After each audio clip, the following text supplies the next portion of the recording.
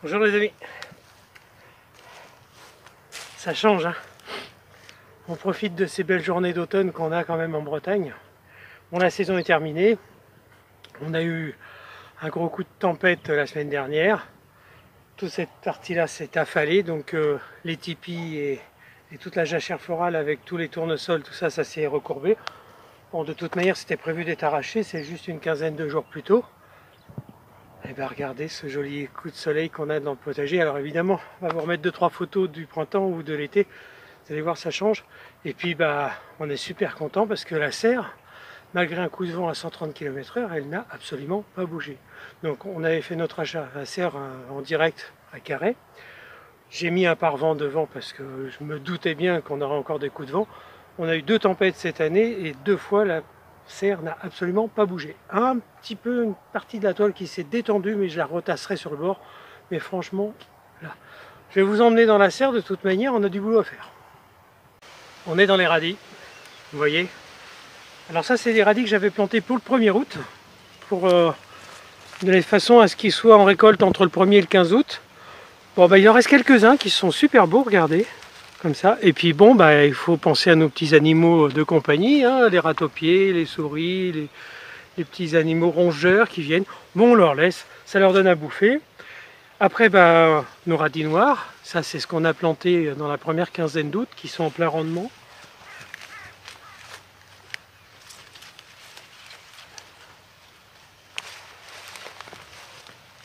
Radis maraîchers longs, bah, ils sont pas super, ils sont un peu tordus.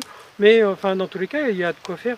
Mais j'ai aussi les petits habitants là qui passent. Il doit y avoir des vers qui me mangent un peu. Enfin, il va falloir que je regarde ça de plus près. Voilà, je fais pas trop d'efforts, hein, vous l'avez compris, parce que sinon je me fais appeler Arthur. Ensuite, bah, dans le potager, il reste quelques haricots verts.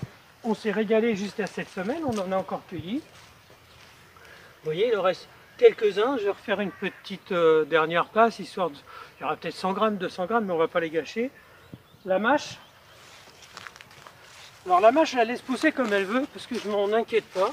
Mais regardez, alors il y a 2 variétés de mâche. Donc ici, une première variété. Bon, on va ramasser quelques betteraves rouges et on va se faire une petite salade. Alors j'ai pas fait grand chose au potager, c'est pour ça qu'il y a beaucoup d'herbes. J'ai pas trop nettoyé, je me suis pas cassé trop la tête.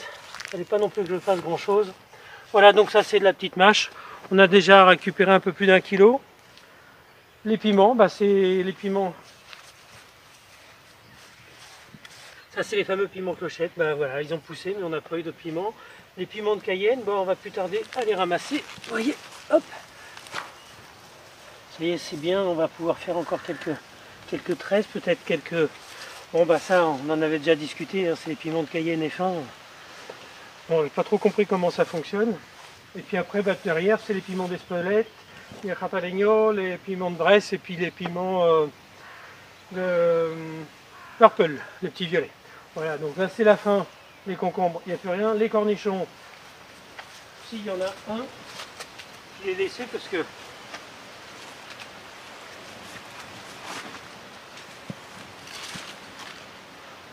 c'est le dernier cornichon. Bon, de toute manière, on ne le mangera pas.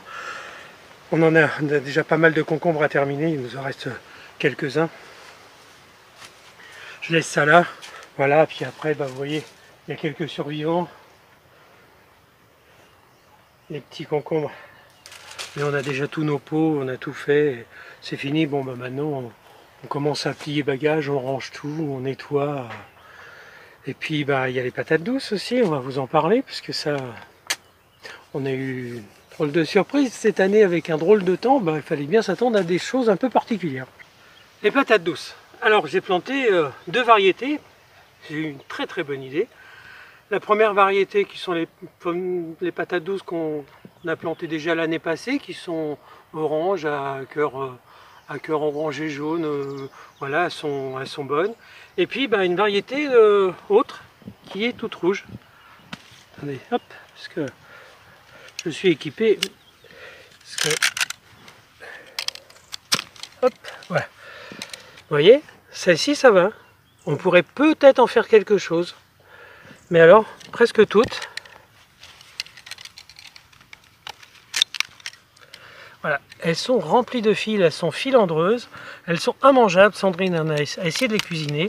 En plus, bon, franchement, vous avez vu la tête des trucs, on dirait presque des salsifis tellement ça pousse en longueur. Ça n'a pas poussé, donc bon, c'est à cause très sérieux. Et puis vous voyez, c'est dur comme du bois, ça se coupe pas, c'est pas sympa du tout. C'est rempli de fils, donc ça c'est immangeable.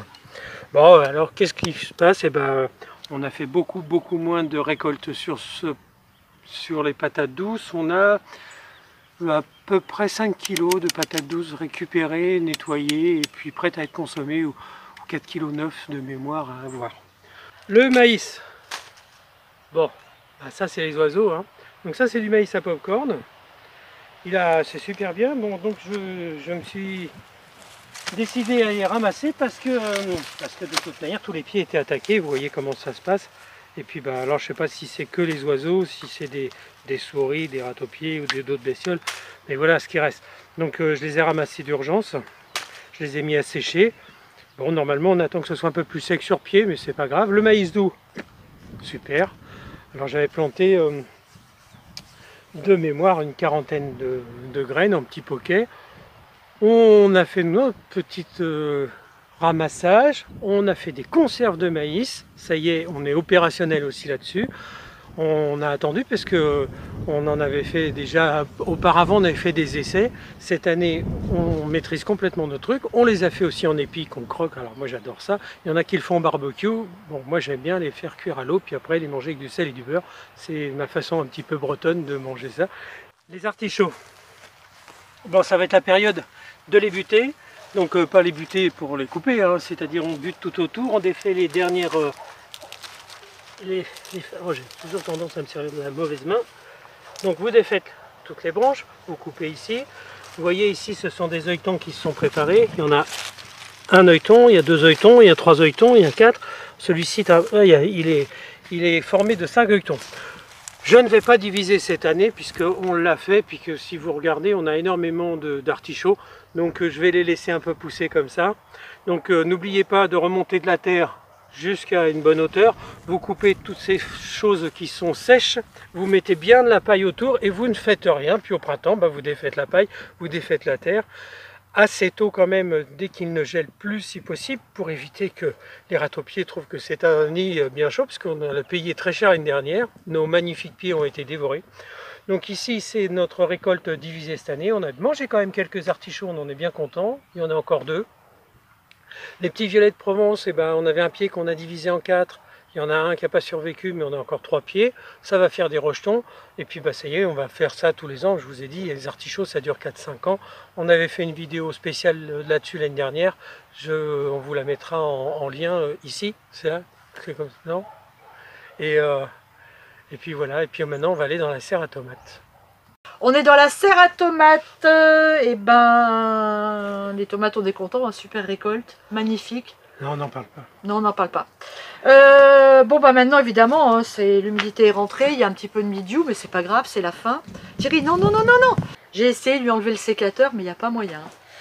C'est dur de garder un homme à la maison qui vient de se faire opérer de la main et qui a priori normalement n'a pas le droit de se servir de sa main. Bon, voilà. Que de la main gauche. Oui, bien sûr. Alors, ceci étant dit, les tomates, très belle récolte, on est hyper content.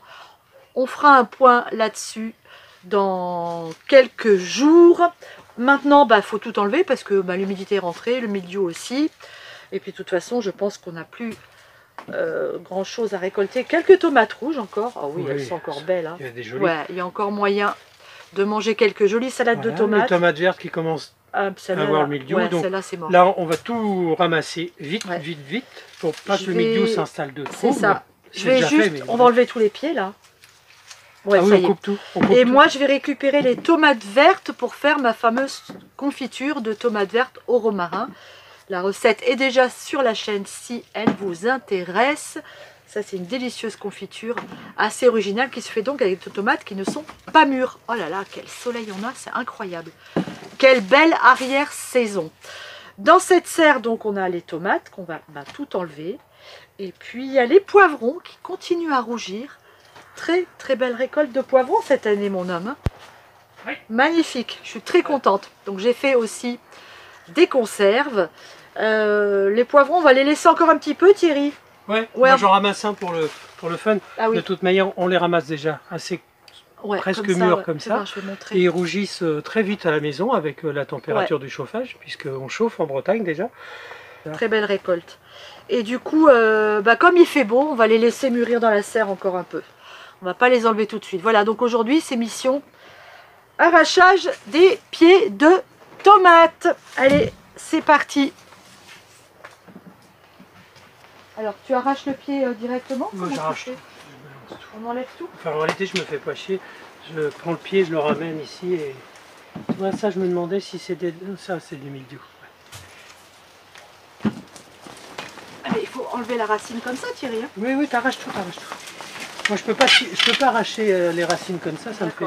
Et par contre, tu ne laisses aucune tomate au sol. Il faut les tirer. Hein. D'accord. Parce que sinon, on aura des graines, on aura des pieds de tomates n'importe comment. On aura du mildiou encore plus facilement. Ça y est, on a commencé à ramasser, enfin on a laissé juste les petites tomates cerises parce qu'elles sont encore bien mûres et qu'elles sont très bonnes. Toutes les autres tomates n'ont plus vraiment un super goût au couteau, donc à déguster. Il y a un petit peu celle-ci qui est encore très belle, on va les garder pour mûrir avec quelques-unes.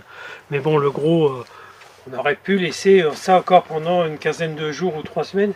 Mais on a pas mal de choses à préparer pour cet hiver. On a pas mal de projets. On a beaucoup de travaux qui sont mis en route. Donc il faut absolument qu'on se dégage du temps. Là, il a fallu que je m'arrête. Bon, c'est fait. Maintenant, on passe à autre chose. Je commence à refaire un petit peu d'activité. Le gros du nettoyage va se faire d'ici quelques jours. On a les endives. Donc pour nous, maintenant, c'est plus que de la récolte des choses qu'on a plantées pendant la fin de l'été. Et puis les préparations d'hivernage, donc ramasser les cannas, les dahlias, buter les artichauts comme on a dit, et déraciner toutes les petites racines de maïs qui traînent, toutes ces choses-là. On a laissé les haricots verts sur place pour qu'ils rechargent la terre au maximum d'azote.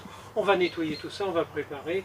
Et puis après, on commencera nos premières plantations dès le mois de janvier dans la serre pour une petite partie. Donc on est ravis, on a eu une très très belle année, mine de rien, on s'en s'est bien sorti. Donc c'est la dernière grosse vidéo du potager de l'année. Il y aura encore quelques petits trucs à vous montrer. Tout va bien, je vous remercie de nous suivre comme d'habitude et puis à très vite pour plein de nouvelles recettes, de nouvelles vidéos et encore plein d'autres surprises. À bientôt.